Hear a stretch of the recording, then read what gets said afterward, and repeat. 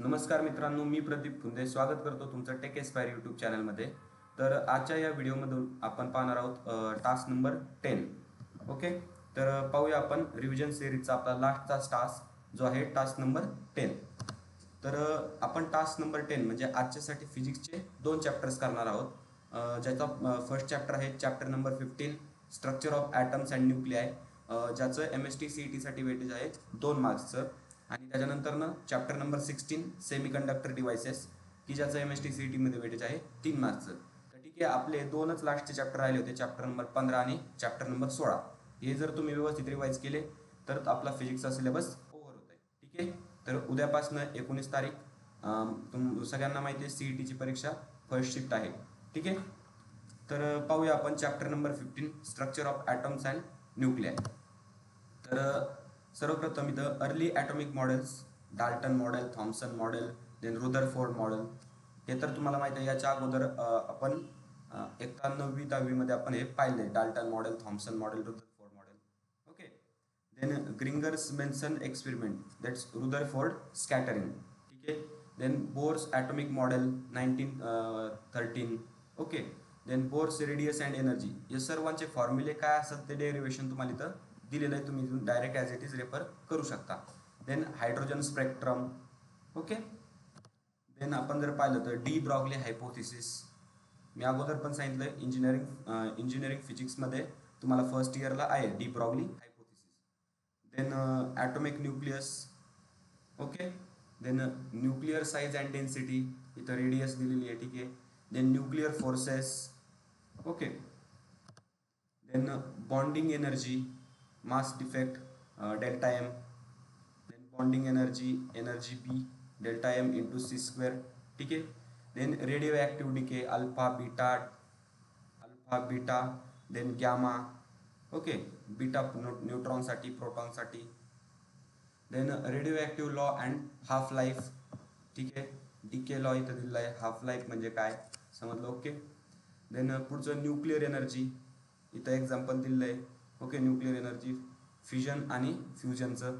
ठीक आहे, तर अशा प्रकारे हे काही इम्पॉर्टंट टॉपिक्स आहेत. ठीक आहे, आय थिंक हे जरा मला पहिले जरा थोडंसं सोपं आहे, म्हणजे डाल्टन थिअरी असेल, थॉम्सन मॉडेल असेल, पण याचं जर आपण पुढं गेलं तर जास्त डेरिवेशनचा पार्ट याच्यामध्ये आहे, जास्त न्यूमेरिकल्स आपण याच्याकडून एक्सपेक्ट करू शकतो. तर त्याच्यामुळं हे जे फॉर्म्युले आहेत, रेडियस असेल, डेन्सिटी असेल, कोणतेही फॉर्म्युले, बाइंडिंग एनर्जी असेल, हे जे फॉर्म्युले आहेत ते तुम्ही व्यवस्थित करायचे.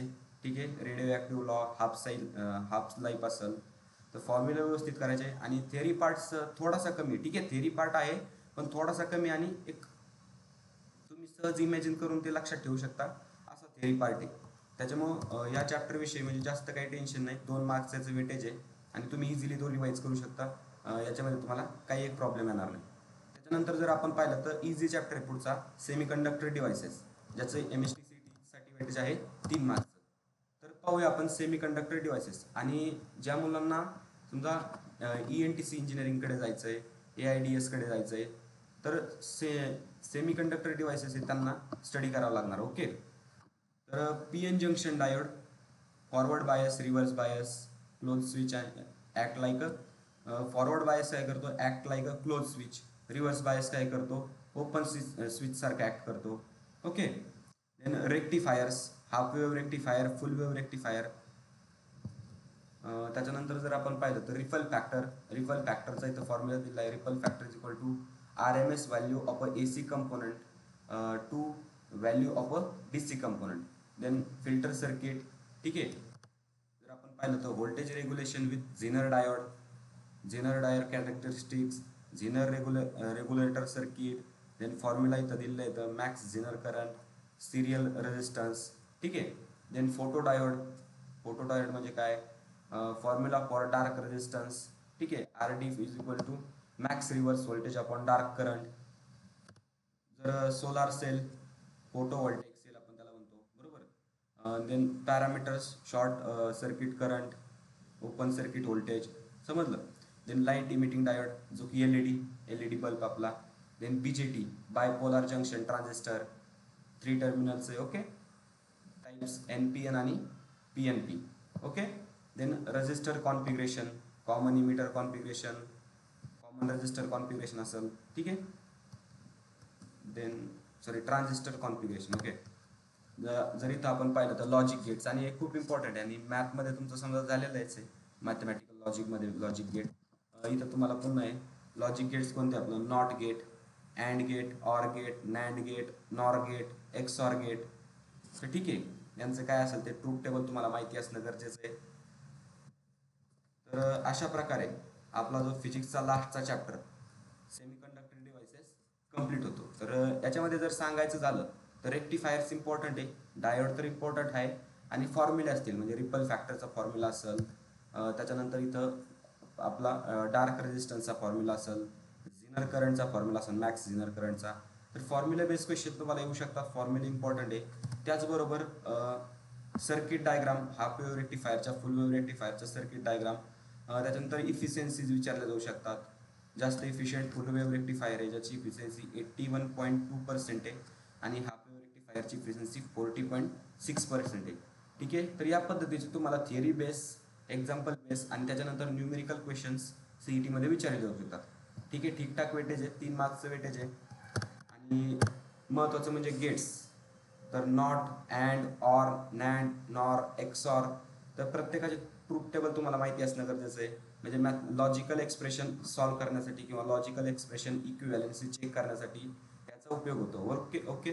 तर त्यासाठी लॉजिक गेट, प्रत्येकाचे ट्रूथ टेबल, डिफरन्स काय आहे, प्रत्येकाचे डेफिनेशन आपल्याला माहिती पाहिजे. तर हे होतं आपलं फिजिक्ससाठी. तर फिजिक्सचा आपला सिलेबस संपला म्हणजे तुम्ही रिवाईज केला. ओके. तर नेक्स्ट पाहू आपण केमिस्ट्रीसाठी. तर केमिस्ट्रीमध्ये आपण चॅप्टर नंबर 15 जो की आहे इंट्रोडक्शन टू पॉलिमर केमिस्ट्री, ज्याचं MST CET साठी वेटेज आहे 2 मार्क्सचं. आणि त्याच्यानंतर chapter number 16 green chemistry and nano chemistry, आणि ज्याचं MST CET साठी वेटेज आहे 2 मार्क्सचं. तर हे लास्टचे 2 अतिशय सोपे चॅप्टर्स आहेत, म्हणजे न्यूमेरिकल टाईपचं असं काही नाही, याच्यात थिअरी टॉपिक आहेत, तुम्ही व्यवस्थित ते रिवाईज करू शकता. आणि ठीकठाक क्वेश्चन CET मध्ये ह्या चॅप्टरवरून येत आहेत. तर आपण पाहू chapter number 15 introduction to polymer chemistry. तर जर पाहिलं तर introduction to polymers, then classification of polymer base on source, natural, synthetic, semi synthetic. Okay. Base on structure, linear, branch, cross link. Base on polymerisation mode, addition, condensation, ring opening. Then base on intermolecular forces. Okay. Elastomers, fibres, thermoplastics, thermosetting. ठीक आहे. Base on monomers, होमोपॉलिमर्स आणि कोपॉलिमर्स, माय mistake, कोपॉलिमर्स. ठीक आहे. तर अशा प्रकारे जे classification of polymers आहे खूप इम्पॉर्टंट आहे. आणि टाईप पहा याच्यामध्ये जास्त करून क्वेश्चन्स, म्हणजे मी जे माझ्या मॉक टेस्टमध्ये टाकले होते क्वेश्चन आपल्या मॉक टेस्टमध्ये टेक एस्पायरच्या, तर जास्त करून जे क्वेश्चन होते ते एक्झाम्पल बेस होते. म्हणजे which of the following is a example of linear polymer. तर आपल्याला ते ॲप्रोप्रिएट एक्झाम्पल काय असेल ते चूज करायचे. ठीक आहे. तसंच नॅचरल पॉलिमर, सिंथेटिक पॉलिमर. तर एक्झाम्पल बेस्ड क्वेश्चन याच्यात खूप येऊ शकतात. त्याच्यामुळे प्रत्येक टाईप आणि टाईपचं एक्झाम्पल एक तरी कमीत कमी जे पॉप्युलर एक्झाम्पल आहे ते तुम्हाला माहिती असणं गरजेचं आहे. ठीक आहे. तर याचबरोबर पॉलिमर्सच्या प्रॉपर्टीज आहेत ते तुम्हाला माहिती असणं गरजेचं आहे. जर पुढं जर पाहिलं तर polymerisation mechanism, addition polymerisation, then condensation polymerisation, then ring opening polymerisation. Okay. नंतर हे महत्त्वाचं आहे सगळ्यात जास्त, important polymers and their details. Natural rubber असेल, then polythene, then Teflon coating तुम्ही ऐकलंच असेल. देन याचा मोनोमर कोणता आहे हे महत्त्वाचं आहे. मोनोमर म्हणजे आयसोप्रीन. नॅचरल रबरचा मोनोमर कोण आहे? आयसोप्रीन. त्याच्यानंतर टेफ्लॉनचा मोनोमर कोण आहे? CF2. ठीक आहे. तर ह्या गोष्टी याच्याबद्दल तुम्हाला माहिती असणं गरजेचं आहे. डायरेक्ट क्वेश्चन याच्यावरून येऊ शकता. ठीक आहे. देन जर आपण पाहिलं तर पुढचं आहे पॉलिअमाइड्स, नायलॉन्स म्हणजे, then polyester, phenol formaldehyde. Okay. Then melamine formaldehyde, resin, then Buna S, neoprene. Okay. तर अशा प्रकारे याच्यात म्हणजे जास्त काही नाही. Then biodegradable polymers, PHBV, nylon 2, nylon 6. ठीक आहे. Then molecular mass and degree of polymerisation, हे इम्पॉर्टंट आहे, मॉलिक्युलर मास आणि degree of polymerisation. Then commercial polymers and their application. ठीक आहे, कमर्शियल पॉलिमर्स म्हणजे जर फेमस जर सांगायचं म्हणलं तर PVC पाईप्स. जे आपले PVC पाईप्स असतात तर ते काय असते, PVC असते, एक पॉलिमर आहे. ठीक आहे. देन जर आता आपण पुढचं पाहिलं तर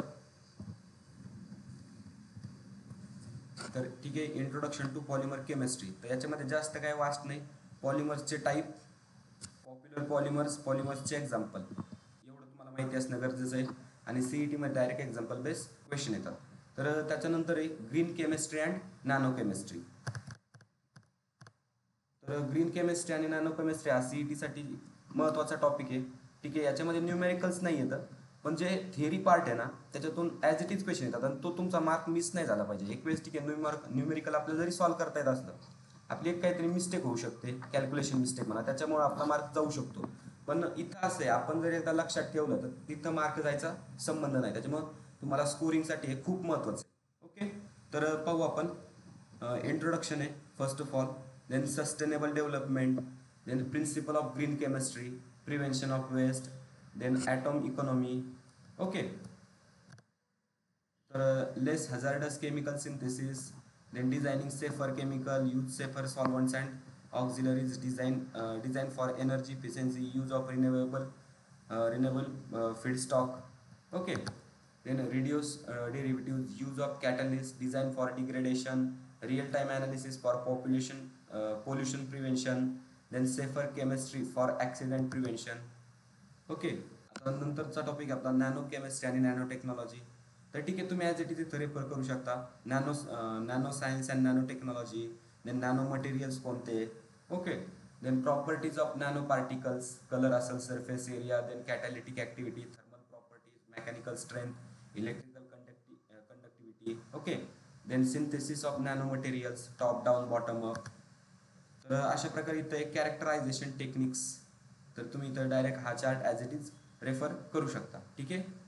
देन जर आपण पाहिलं तर ॲप्लिकेशन ऑफ नॅनो टेक्नॉलॉजी इलेक्ट्रॉनिक्समध्ये असेल, water purification, self cleaning materials, then sunscreens आहे, त्याच्यानंतर मेडिकल फील्ड आहे, त्याच्यानंतर टायर इंडस्ट्री असेल. Okay, environmental and health impact, nano pollution म्हणजे काय.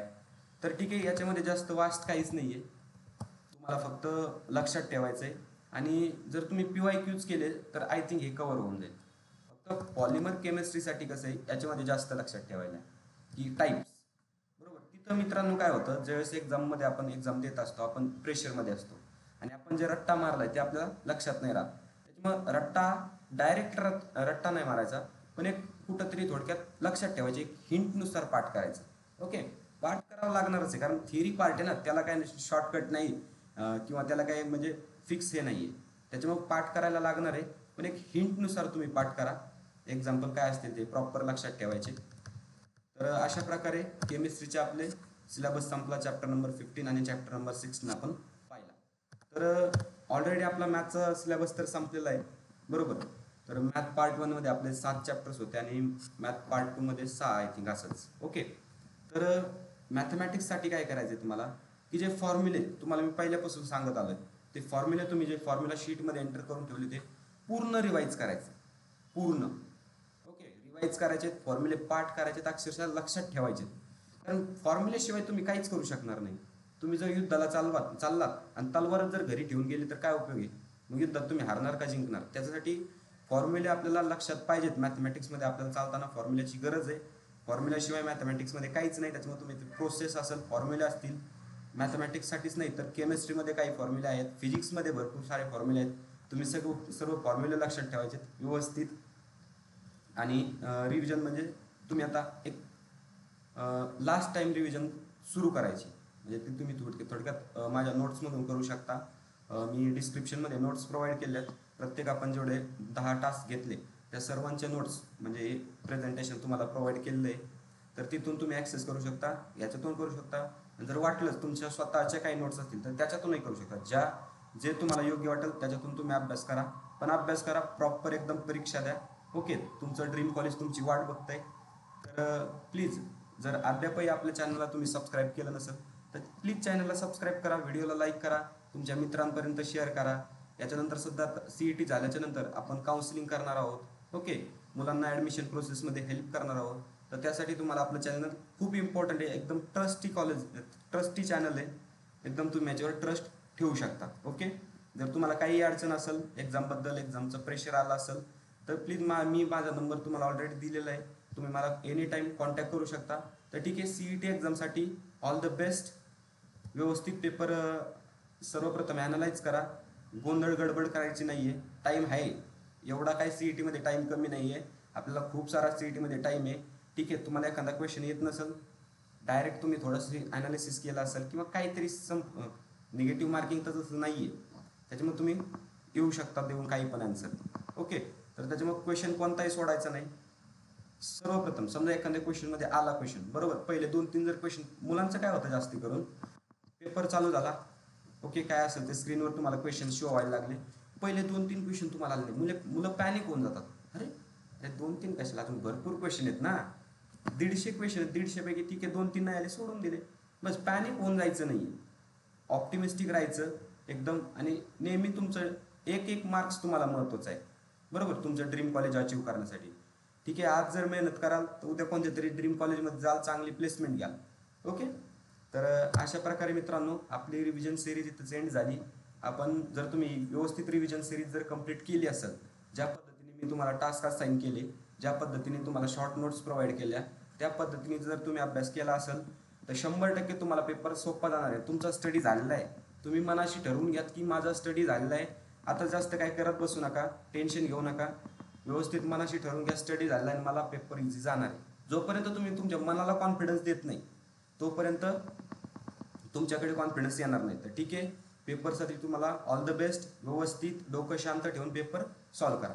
आणि त्याच्यानंतर पेपर झाल्यानंतर तुमची शिफ्ट कशी होती, हार्ड इझी तुम्हाला कशी गेली, तर ते तुम्ही मला डायरेक्ट मेसेज किंवा इंस्टाग्रामवर कॉन्टॅक्ट करून सांगू शकता किंवा व्हिडिओच्या कमेंटमध्येही सांगू शकता. तर ठीक आहे मित्रांनो, all the best for your exam.